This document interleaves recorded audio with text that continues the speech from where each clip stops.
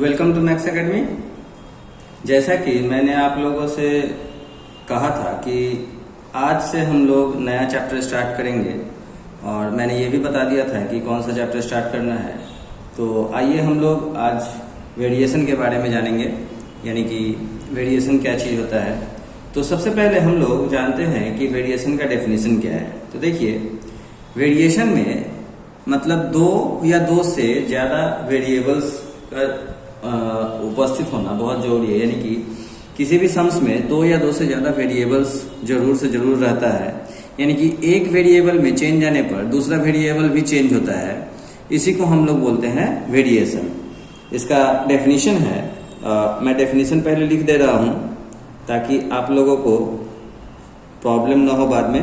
तो डेफिनेशन है, any change in one quantity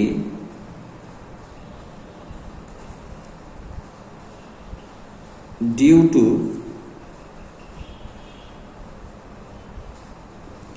a change in another is referred as variation। यानी कि किसी एक क्वांटिटी में चेंज होने पर जब दूसरे में कोई चेंज आता है तो उसको हम लोग वेरिएशन बोलते हैं। जैसे कि एग्जाम्पल के तौर पर सपोज एक साड़ी का कीमत है 1000 रुपया और उसी साड़ी का, वैसा ही साड़ी का अगर हम लोग 2 पीस लेंगे तो हमें 2000 कीमत चुकानी पड़ेगी। अगर हम लोग 10 पीस लेंगे तो 10,000 रुपये कीमत चुकानी पड़ेगी। यानी कि एक वेरिएबल चेंज हो रहा है तो दूसरा वेरिएबल भी चेंज हो रहा है, यानी कि क्वांटिटी चेंज हो रहा है तो उसका जो है प्राइस भी चेंज हो जा रहा है। तो आइए हम लोग जो है इस एग्जांपल को डिटेल में देखते हैं। सपोज यहाँ पर x और y दो वेरिएबल है और x अगर 1 है तो y 2 है, x अगर 2 है तो y 4 है, x अगर 3 है तो y 6 है और x अगर 4 है तो y 8 है।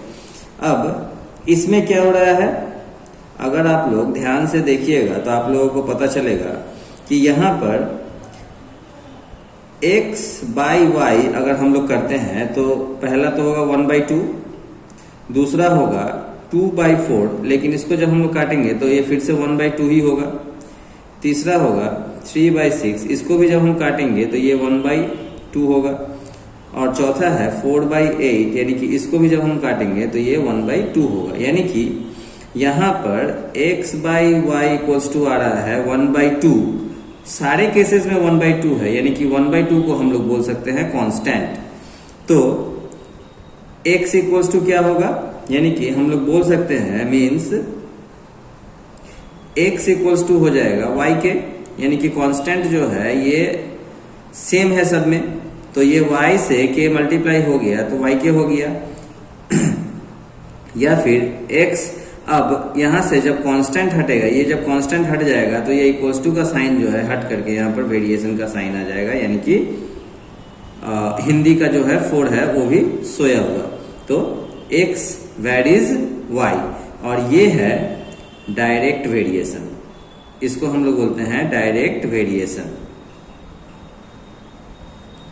यह है डायरेक्ट वेरिएशन। इसी तरह से अगर हम लोग दूसरा एग्जांपल लेते हैं, मान के चलिए फिर से x और y ही ले रहे हैं और x अगर है 100 तो y है 10, x अगर है 50 तो y है 20, x अगर है 25 तो y है 40 और x अगर है 20 तो y है 50।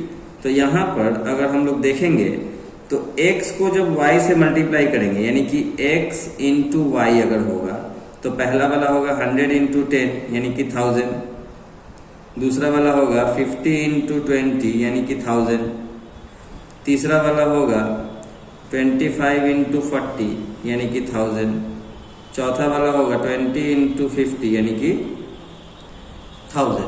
तो देखिए इसमें जो है xy इक्वल्स टू आ रहा है 1000, यानी कि ये है कांस्टेंट k।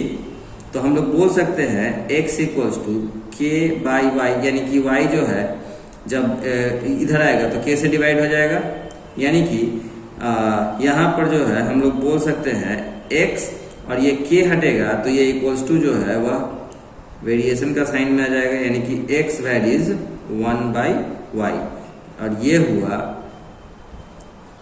इनवर्स वेरिएशन, ये हुआ इनवर्स वेरिएशन। तो इस तरह से हम लोगों को दो तरह का वेरिएशन का पता चला, यानी कि एक हुआ डायरेक्ट वेरिएशन और दूसरा हुआ इनवर्स वेरिएशन। आप लोग हमेशा सम्स बनाने के टाइम में यह ध्यान में रखिएगा कि अगर x भी बढ़ रहा है और y भी बढ़ रहा है, दोनों बढ़ रहा है या दोनों घट रहा है, तो वो कहलाएगा डायरेक्ट वेरिएशन। और दूसरे में अगर मान लीजिए कि x अगर बढ़ रहा है और y घट रहा है, या फिर x अगर घट रहा है और y बढ़ रहा है, मतलब एक घट रहा है और दूसरा बढ़ रहा है, तो वहां पर होगा इनवर्स वेरिएशन। और इन्हीं दोनों वेरिएशन के फॉर्मूला पर जो है हम लोग चैप्टर 13 आज सॉल्व करने वाले हैं। आइए हम लोग जो है अब आगे सम्स देखते हैं, यानी कि चैप्टर का जो क्वेश्चन है वो सब सॉल्व करने का कोशिश करते हैं। तो पहला क्वेश्चन है, corresponding values of two variables a and b are a25 b10 a30 b12 a45 b18 a250 b100. If there is any relation of variation between a and b, let us determine it and write the value of variation constant। यानी कि यहाँ पर जो दो variables है a और b, इसके जो है अलग अलग वैल्यूज दिए हुए हैं, यानी कि हर एक में एक वैल्यू को जब चेंज कर रहे हैं तो दूसरा वैल्यू भी जो है ऑटोमेटिकली चेंज हो जा रहा है। तो हमें बताना है कि इन दोनों वेरिएबल्स के बीच में कोई रिलेशनशिप है या नहीं, और अगर रिलेशनशिप है तो वह क्या रिलेशनशिप है, यानी कि डायरेक्ट वेरिएशन है या फिर इनवर्स वेरिएशन है। तो आइए हम लोग देखते हैं। सबसे पहले हम लोग a/b करके देखते हैं, यानी कि a को b से डिवाइड करेंगे, यानी कि 25/10 करेंगे तो ये कितना होगा, 5 से कटेगा 2 टाइम्स में, 5 से कटेगा 5 टाइम्स, यानी कि 5/2 आएगा। दूसरा है 30/12, यानी कि 6 से काटेंगे, 6 2 या 12, 6 5 या 30, यानी कि 5/2 आया। तीसरा है 45/18, यानी कि यहाँ पर 9 से काटेंगे, 9 2 या 18, 9 5 या 45, यानी कि 5/2 आया।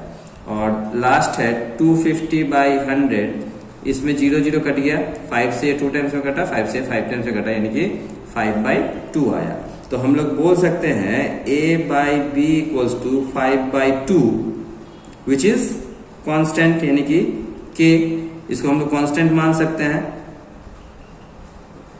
ठीक है, तो देयरफॉर a इक्वल्स टू हो जाएगा b के, यानी कि a varies b। Here a and b are in direct variation। यही हम लोगों का आंसर है। तो आप लोगों को जरूर समझ में आया होगा वेरिएशन का रिलेशनशिप, यानी कि वेरिएशन कैसे जो है हम लोग सॉल्व करते हैं, रिलेशनशिप कैसे फाइंड आउट करते हैं। यानी कि अगर आप लोग सपोज डिवाइड के जगह पर अगर मल्टीप्लाई करते तो दोनों का जो है मल्टीप्लिकेशन करने पर 25 को 110 से मल्टीप्लाई करते 250 आता, जबकि 30 और 12 को मल्टीप्लाई करते तो 360 आता। यानी कि इसका वैल्यू और इसका वैल्यू दोनों का a इंटू b करने से चेंज हो जाता, जिसमें कांस्टेंट जो है इक्वल नहीं आता। हमें कांस्टेंट इक्वल लाना था, इसीलिए जो है हम लोग दो मेथड ही अप्लाई कर सकते हैं, यानी कि डिवाइड कर सकते हैं या फिर मल्टीप्लाई कर सकते हैं। तो हम लोगों ने पहले डिवाइड किया और हम लोगों का कांस्टेंट इक्वल आ गया। तो इस तरह से हम लोगों ने जो है यहाँ पर प्रूफ किया कि ये वेरिएबल्स का रिलेशनशिप डायरेक्ट वेरिएशन में है। अब हम लोग सम्स नंबर 2 को सॉल्व करेंगे। क्वेश्चन है, corresponding values of two variables x and y are as follows, यानी कि x है 18, y है 3, x है 8, y है 27/4, x है 12, y है 9/2 और x है 6, y है 9। If there is any relation of variation between x and y, let us write it by understanding। यानी कि हम लोग सम्स नंबर 1 को जैसे सॉल्व किए थे इसमें भी वही करना है, यानी कि इसमें भी जो है x और y के बीच में हम लोगों को रिलेशनशिप फाइंड आउट करना है कि x और y में डायरेक्ट वेरिएशन है या फिर इनवर्स वेरिएशन है। तो आइए इसको जो है हम लोग मल्टीप्लाई करके देखते हैं कि क्या होता है। तो therefore x into y equals to, पहला होगा 18 इंटू 3 यानी कि 54, दूसरा होगा 8 इंटू 27/4, 4 से 8 कटा 2 टाइम्स में यानी कि 27 इंटू 2 54, तीसरा है 12 इंटू 9/2, 2 से जो है 12 कटा, 6 टाइम्स में 6 9 जा 54, और लास्ट है 6 इंटू 9 यानी कि 54। तो हम लोग बोल सकते हैं कि xy इक्वल्स टू 54, यानी कि ये कांस्टेंट है, 54 कांस्टेंट है। तो देयरफॉर x इक्वल्स टू क्या हो जाएगा, k/y, यानी कि y जो है इधर से जब इस पे डिवाइड होगा तो k/y लिखाएगा। अब x, अब k हटेगा, अगर कांस्टेंट हटता है तो ये इक्वल्स टू जो है वेरिएशन का साइन में चेंज हो जाता है, यानी कि x वेरीज, अब k के जगह पर आ जाएगा 1/y, यानी कि x वेरीज 1/y। तो ये हो गया here x and y are in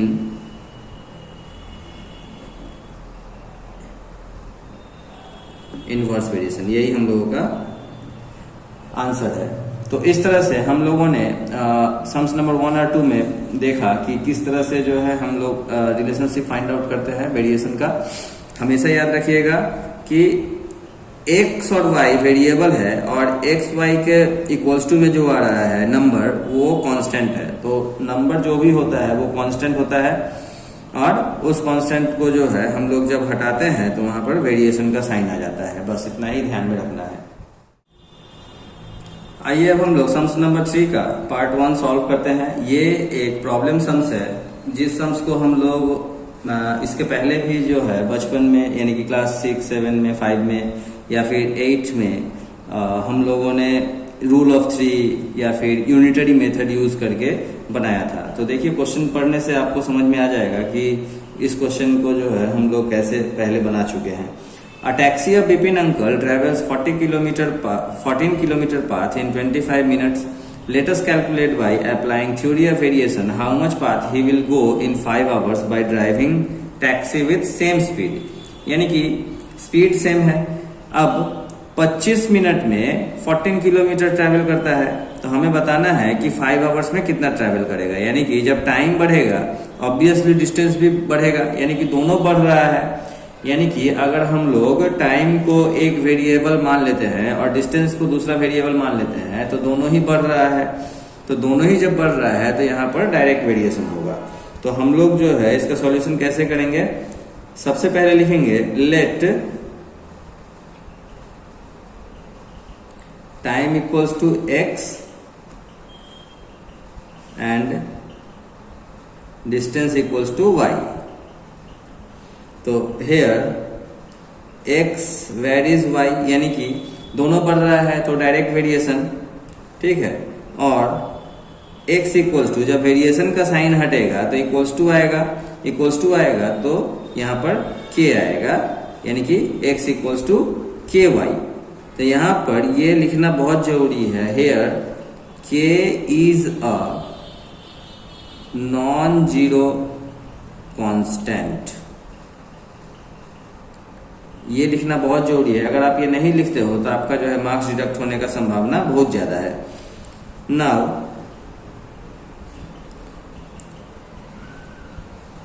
time, यानी कि x इक्वल्स टू कितना दिया हुआ है 25 मिनट्स, और डिस्टेंस यानी y इक्वल्स टू कितना दिया हुआ है 14 किलोमीटर। तो therefore x equals to ky है, तो हम क्या करेंगे, यहाँ पर x और y का वैल्यू पुट कर देंगे। तो x हो जाएगा 25 इक्वल्स टू k इंटू 14, और 14k इक्वल्स टू 25 और k इक्वल्स टू हो जाएगा 25/14। तो यहाँ पर जो है हम लोगों ने k का वैल्यू निकाल लिया। अब अगेन यहाँ पर 5 आवर्स यानी कि टाइम दिया हुआ है, तो टाइम है x इक्वल्स टू 5 आवर्स, यानी कि इसको अगर हम लोग मिनट में कन्वर्ट करेंगे तो ये हो जाएगा 5 इंटू 60, यानी कि 300 मिनट्स। और डिस्टेंस जो है हम लोगों को फाइंड आउट करना है कि हम लोग कितना डिस्टेंस ट्रैवल करेंगे। चूंकि रिलेशनशिप जो है सेम ही रहेगा, यानी कि जैसे कि हम लोगों ने पहले ही लिख चुका था x इक्वल्स टू के वाई, और x का वैल्यू पुट कर देंगे यहाँ पर 300 इक्वल्स टू k का वैल्यू पुट कर देंगे 25/14 और इंटू y। अब 25y इक्वल्स टू हो जाएगा 300 इंटू 14, यानी 14 से 300 मल्टीप्लाई हो जाएगा, और y इक्वल्स टू हो जाएगा 300 इंटू 14/25। अब 25 से जब इसको डिवाइड करेंगे तो 25 1 जा 25 और 25 2 जा 50, यानी कि y इक्वल्स टू आएगा 168। तो हम लोग बोल सकते हैं कि बिपिन अंकल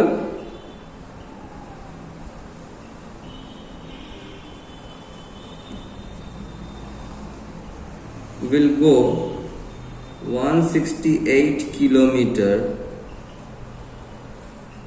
in 5 hours। यही हम लोगों का आंसर है। तो इस तरह से हम लोगों ने 3 का 1 सॉल्व किया। तो आगे जो है सम्स नंबर 2, 3 का 2, 3 का 4 आप लोग खुद से कोशिश कीजिएगा। मैं आप लोगों को बनाने का मौका दे रहा हूं ताकि आप लोगों को भी अपने दिमाग का इस्तेमाल करने का टाइम मिल जाए, या फिर आप लोग जो है कोशिश कर सको कि कैसे सम्स बनाता है बन सकता है। तो मैं आज यहीं पर क्लास खत्म कर दे रहा हूं। इसके बाद जो भी सम्स है ये मैं अगले क्लास में आप लोगों को बताऊंगा। तब तक के लिए बाय बाय।